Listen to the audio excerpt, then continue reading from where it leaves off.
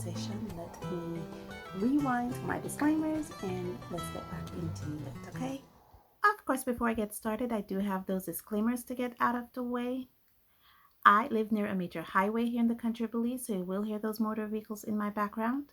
Where I live, there's also a lot of wild birds. You may hear them calling, chirping, and crying in the background. And thirdly, I have dogs. I have dogs, my neighbors have dogs. So if anyone comes in this neighborhood, you will hear those dogs, including my own, start barking. And with that, I get back to my regular scheduled program. Okay, welcome back. As you can notice, my channel setup, my videos are a little different. I like to think that they are evolving.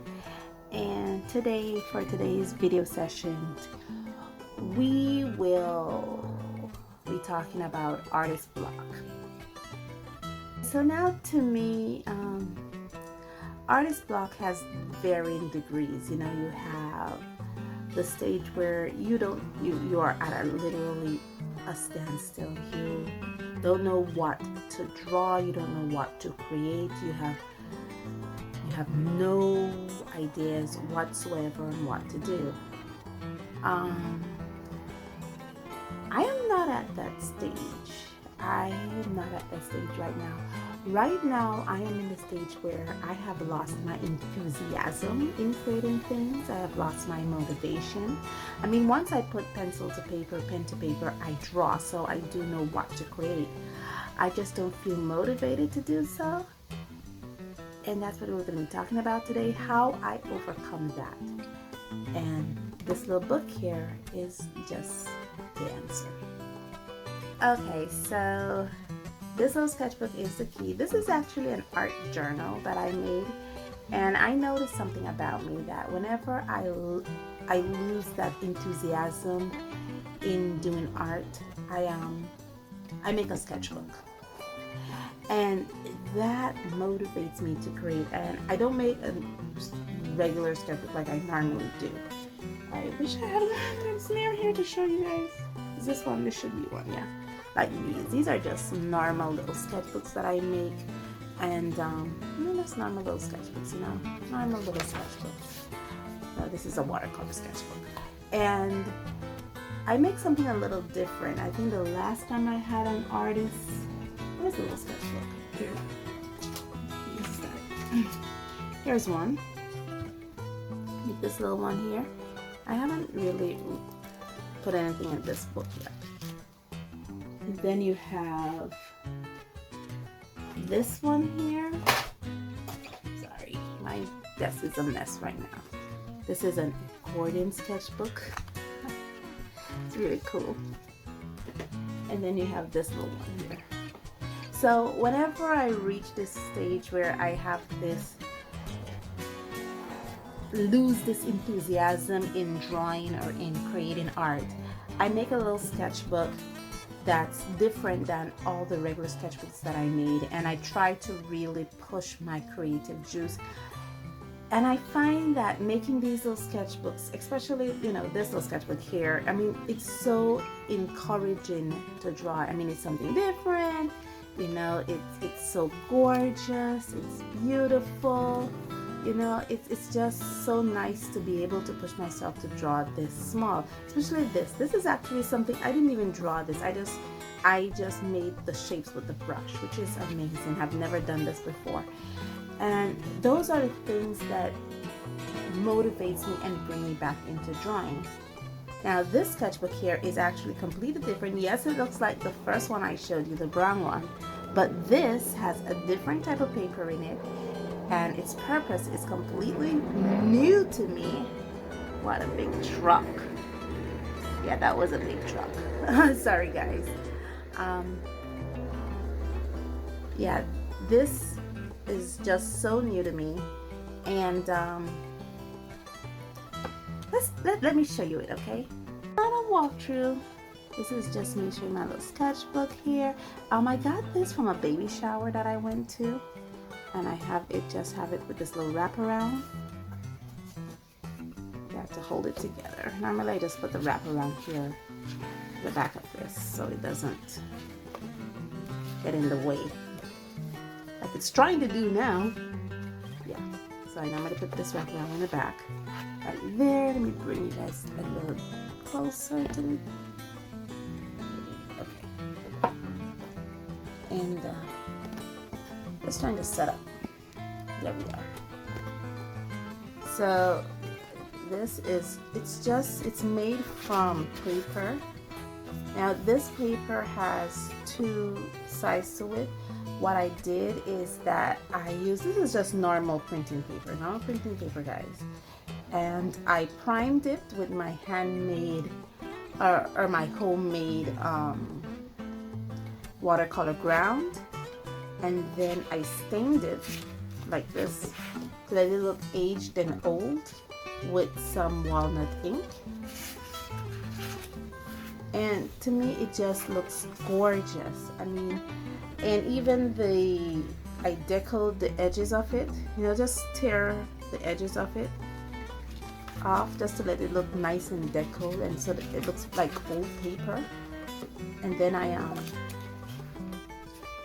put a backing on it, so it just looks gorgeous. To me it looks gorgeous. It looks like an old paper and I really enjoy it. So I'm just giving you a little snapshot of one of the pages here, and as you can see here, it's just a watercolor journal. It's not a watercolor journal now, it's an art journal. And it's a beautiful, to me, art journaling is just a beautiful marriage of some of the creative things I love doing, which is scrapbooking, card making, and art. So if you guys have been following this channel from the very beginning, this channel actually named of it was Scrapbooking in Belize. That was the name of the channel. If you go to the very first videos, that's how I introduced the channel. Welcome guys back to Scrapbooking in Belize with Dawn. And I think it's still registered as that, Scrapbooking in Belize. So scrapbooking was something I enjoy doing, and since I really picked up the art bug, I have kind of put it to the wayside. And so art journaling like kind of got me back into that. And so I just saw some YouTube videos on how to make a vintage looking art journal or vintage looking journal, and I just picked it up, primed some pages so I could be able to do watercolor effects on them, and I just started. This is actually watercolor pencil here. It's beautiful. I love this, and because it was scrapbooking is something I actually used to do, I still have a lot of my scrapbook papers, a lot of the different stencils, the special scissors, punches. I still have my scrapbooking machines, my Cuttlebug. So yeah, so it's not anything I really need to go out and get anything extra for it. And here it just allows me to kind of another little piece I did, and it just allows me to get thoughts out of my head. I love this saying here, what is freedom but a thought? For years, at least throughout human civilization, people believe their freedom restricted, but we have been granted the power of thinking, which makes us free. And you know, it's not necessarily to say, oh, today, you know, I saw this and this is that. It's just basically to kind of get those kind of thoughts out of my head and to really try to focus on who I am and what I'm about and what is my art about. And I've been so enthusiastic in doing this that even when I come home from work and I'm tired, I just want to do a little journaling, and it's been getting me back into art again. I've blabbered enough, so I've clipped it to the board. I've started a nice, beautiful page here. I should say that this is actually my handmade watercolor ground on the paper. I also mixed a little bit of acrylic paint in it. I wanted it to look brown, but when I mixed the sienna with the watercolor ground I have, which is actually white, it actually turned this pinkish color. So yeah, that's how it looked. But anyway, let me stop my blabbering and let me get into that painting process, okay? Okay guys, what are we doing today? Today we're just drawing something simple. I have been watching a lot of Natasha Newton's YouTube channel lately, and I've been so inspired by her drawing and by her piece. So I love how she does that cottage in the hill kind of scene. So I wanted to mimic that in some way in my own style, of course. I'm not using a reference, there's nothing in front of me, it's just basically from memory. I just wanted to do something that inspired. I love how she has this earthy kind of muted kind of palette, and to some respects I wanted to replicate that. The colors I'm using is actually Fuchsia blue, lemon yellow, and natural rose. Now these are my handmade watercolor paints, and I wanted to use these because, again, just to be inspired by Natasha Newton. I should link her channel in the description below, and right now I'm just doing a diluted piece of that Fuchsia blue. I went in there back with the sky with a diluted piece of Fuchsia blue and that natural rose. The natural rose kind of give off a burnt umber kind of kaput mortem kind of feel to it. This is the Fuchsia blue mixed with the lemon yellow, and I'm darkening it up just to show that that other tree is behind it. And I'm just using darker colors. The farther I go, the more blue I add to my green mixture. As you can see, I'm just basically having a lot of fun here. I actually used the natural rose, put a little bit of lemon yellow into it, kind of brighten it up to show that that hill is more closer to the viewer. And again, just going back in there, just trying to ensure that everything is cohesive, everything looks like it's together. I used some of that lemon yellow with a little bit of the natural rose, trying to outline it so it doesn't look so far apart, so separated here. And next you'll see me go in with pen. I believe this is where I started to add the stars in the sky with a white gel pen, and this is where the mixed media kind of feel comes to this piece, because this is not the only gel pen you'll see me adding. And again, being inspired by Natasha Newton, I'm using a gold gel pen now to kind of outline the hill to the front, to again bring that texture. Her pieces is all about watercoloring and texture and muted colors, so that's what I try to do to create some texture to my hills. You'll see me go back in there. I actually wanted to use that on that hill, but I changed my mind, decided to put that. And these are glitter pens, guys, glitter gel pens, so they'll definitely add some sheen and some glitter to this piece.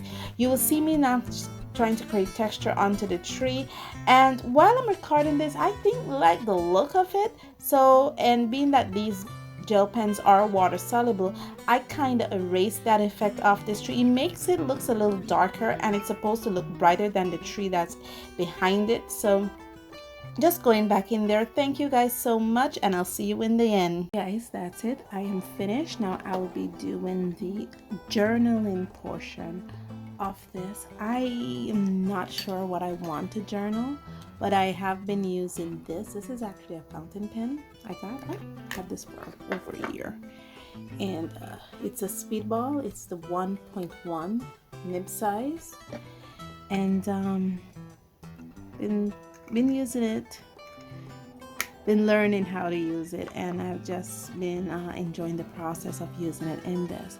The only thing is, I did not want to use black ink in here. Unfortunately, I only have black, blue, and I do have that walnut ink still, but the walnut ink is not necessarily a fountain ink. Is it fountain ink? I don't know if it's. Guys, let me know in the description below if you can put this type of walnut ink, the Daniel Smith walnut ink, in fountain pens. Because if you can, then I'll say, okay, cool, I could use this. I do have the fountain pen ink, the noodlers, and of course the fountain pen cartridges that these pens come with. But guys, let me know in the description below if you can use walnut ink as fountain pen ink. I know you can use it as dip pens. That's what I used. That's how I outlined the dragonfly. I almost say needle cased, because that's what we call dragonflies here in the country of Belize. We call them, the local term is needle case. I was like, yeah. I almost said, oh, but you know, That's a local term. We call dragonflies here needle case. So if you ever come to the country of Belize and you see a dragonfly and a local person say, ah, the needle case, that's the local term for dragonflies. But anyway, guys, tell me what you think in the description below. Description now in the comments below. Let me know what you think of this piece. I will hopefully share this with Natasha and tell her that she was the one who inspired this in my art journal, and see if I could get some constructive feedback from her, see what she thinks about it. And all in all, guys, I was just having fun. I have not think about the journaling portion yet of this. I want to be able to feel it like the first one, to let it seems almost poetic with rhythm and with spoken words. And those are some of the things, art journaling allows me to connect my entire creative aspect of myself, because apart from doing scrapbooking and card making, I am also I'm not a renowned poet, but that's what I used to do. I used to do a lot of poetry. In fact, I used to do spoken word rehearsals. My voice is leaving me. Spoken word rehearsals where I would recite some of the poems I wrote. So yeah, I do, I do dabbled in the spoken word from time to time. And so art journaling is just connecting all those little facets in my creative realm, and I'm just enjoying the process, guys. Thank you guys so much for joining me on this journey. Thank you, thank you, thank you. And as always, stay safe, stay blessed, and I'll see you in the next one. Bye.